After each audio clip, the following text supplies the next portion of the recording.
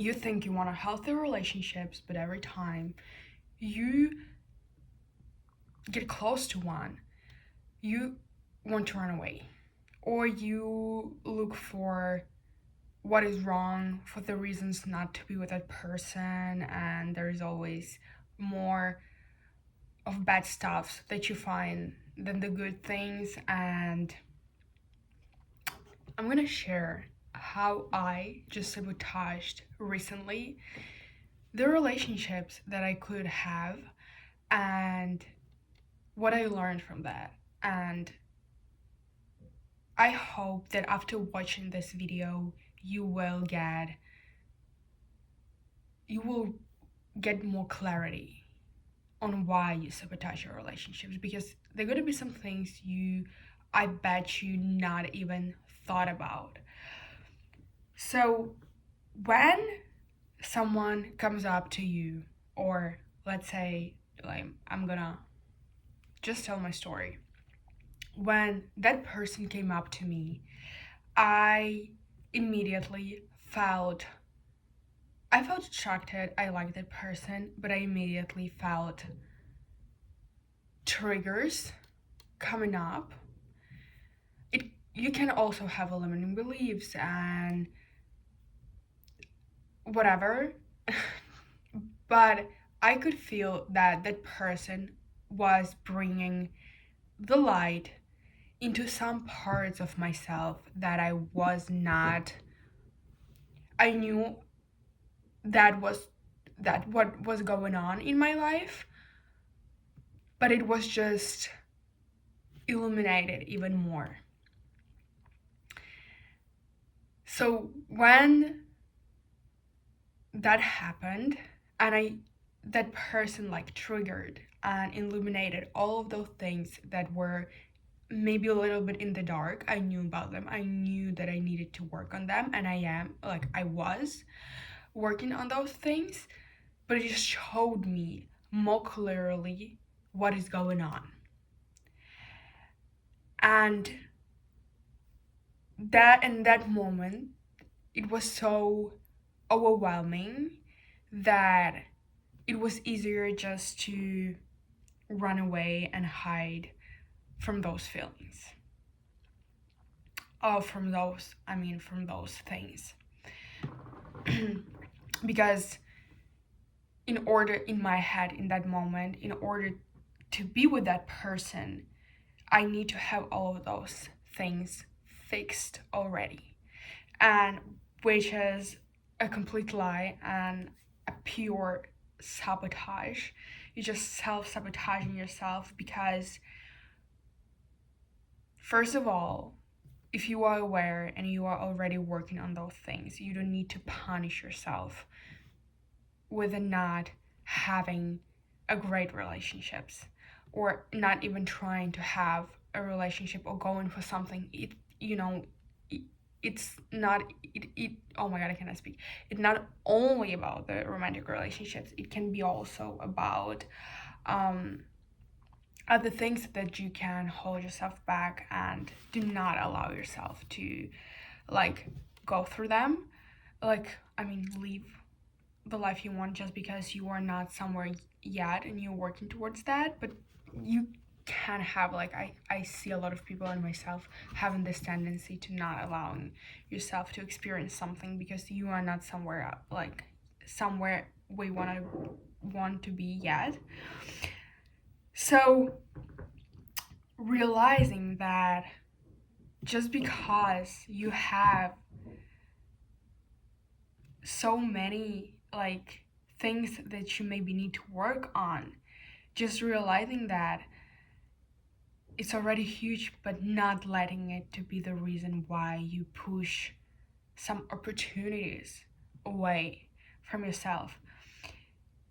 Because here's the thing, that when you work with, some people come into your life and it's easier to work in team, to work together, and it accelerates the process of maybe fixing that thing that you need to fix, or work on that thing that is that needs to be worked on. Like, you know, you can have your messy parts and you're never going to be perfect, and it's just a pure self-sabotage because they're going to be always a problem, a messy part of yourself that you're going to need to fix, and it's going to be a consistent thing just to keep yourself out of being in the relationships. So working together can be a great thing, like collaborating with someone, either it's like a romantic relationship, platonic, or whatever kind of relationship. Like working with someone can actually help you heal that thing quicker and get like things in order quicker than you think. You think it's the opposite, but it can be an accelerator. And realizing that you are the person who keeps yourself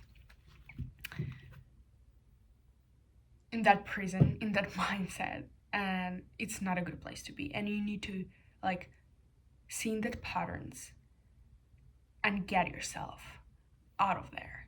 Also, there is another thing. There is a quote I found. Where is that? I'm gonna. I don't remember where is that quote. Oh yeah. So receiving love is a form of vulnerability. And to receive love, you need to learn how to be vulnerable. So, again, because I didn't pronounce it right, receiving love is a form of vulnerability, and to receive love, you need to learn how to be vulnerable.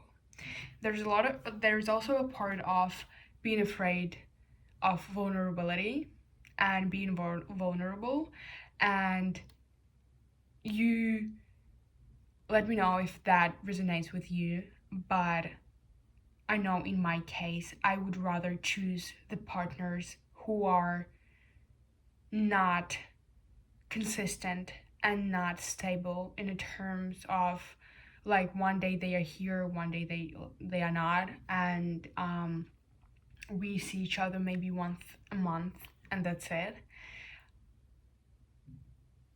You know, because, and also those relationships do not work out, and you say you want a relationships like healthy and like strong relationships, and you want that person to be present all the time because maybe you, I know, you had an available like parent, especially dad or something, but you want that person to be consistent, but then unconsciously you choose the person that is the complete opposite of that, and you never know where you stand with that person, which gives you a field of imagine like so many possibilities and a huge imagination. You can imagine whatever.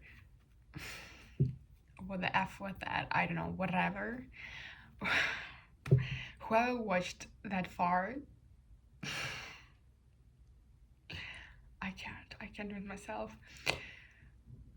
I don't know, it was an African accent that came out, literally. Like, the endless opportunity of imagination. You can imagine so many scenarios. I've noticed that when that I knew that it was done with that person because I decided so, because for whatever reasons I found literally reasons why not, and those reasons were not even that valid, you know. It's why. But when I realized it's over, like it's done, that was the moment where I started to imagine the scenarios, the possible scenarios that can happen with that person, the romantic relationship we maybe could have had with that person, the things that, you know, can happen, or like could have happened. Like I started dreaming so freely and imagining so freely only when I knew it was like, you know, there were no threat anymore because that person were no longer around. And I was not like talking to that person anymore. And so it's a fear. It's a fear of being vulnerable, of being close, of even if we want like the healthy, close relationships, unconsciously, we can still have these traumas, these beliefs, these patterns that sabotage the things we want. And we don't even realize that. So, yeah, it was. There was a story, and I think that being aware, I was aware, but actually going deeper with your traumas, because I always say you should be aware. If you want to live a better life, if you want to have a, like, you should be aware. Like, we should be more aware in general. But sometimes being aware and knowing, okay, I do this, and I think I sabotage myself by doing this, and you're trying not to do that anymore, but somehow you always end up doing it again because you didn't go deeper to understand why are you actually doing that. Is this a fear of being vulnerable? Like I mentioned, it's easier to have non-existent relationships and just imagine things in your head and have like, or see a person once a month or whatever, and even if you like see each other very rarely and you want to see them more often, you kind of still addicted to that relationship because again you can imagine, you have a field of possibilities of like, the field is open, you can imagine whatever you want. Or is this something that is very hard to deal with, again, which is linked with vulnerability, because then that person gonna see what are you struggling with. And that's also requires to be vulnerable to show, because sometimes it can be embarrassing that I'm still struggling with this and I have these problems and I don't know what I'm gonna do with this yet or whatever, you know. And that person, because vulnerability, you open up and you don't know how the other person will react, and what if they do not accept that and then leave you or whatever, you know. I mean, the right person won't, but and like it's immature, whatever, it's another topic. But I think if like someone runs away because you told them like, oh, I'm still struggling with this thing and that, and they just disappear, it's very immature and it's not your person and whatever. But and I can discuss that thing because I get it, I understand why, but yeah. So yeah, you have to like be vulnerable and maybe deal with the rejection after, because you never know. And also it can be embarrassing, like you need to be more honest with yourself then, and it can be even more like embarrassing, and you can be even more disappointed with yourself when you actually go deeper into those messy parts and problems. So I think it's all around vulnerability, but again, it can be fear of being close, fear of like showing your true self and then be rejected, and then again it can be a fear of being rejected that can come up. What if I show everything and that person rejects me? Not wanting to deal at all with your problems, because I said you may be aware, but some people are not aware at all. And when something triggers them, they think, oh my god, that person is bad because they made me feel this way. No, they just showed you what is going on in your life, they just reflected that. They just like put a light on that thing, and yeah, you feel bad, but like it's not because they are bad and they did something, or I'm not talking about other cases, but like in the normal situations, like they just showing you what is going on, and that's it. And just one thing I learned in therapy, that when you are when you have these opportunities and you finally meet someone you like and you feel like it can be a very healthy connection, or it feels healthier than anything else you had before. Like when you meet someone, your body doesn't go into fight or flight mode, you don't feel stress, you don't feel whatever, and you just feel calm, you feel safe, you feel good around that person.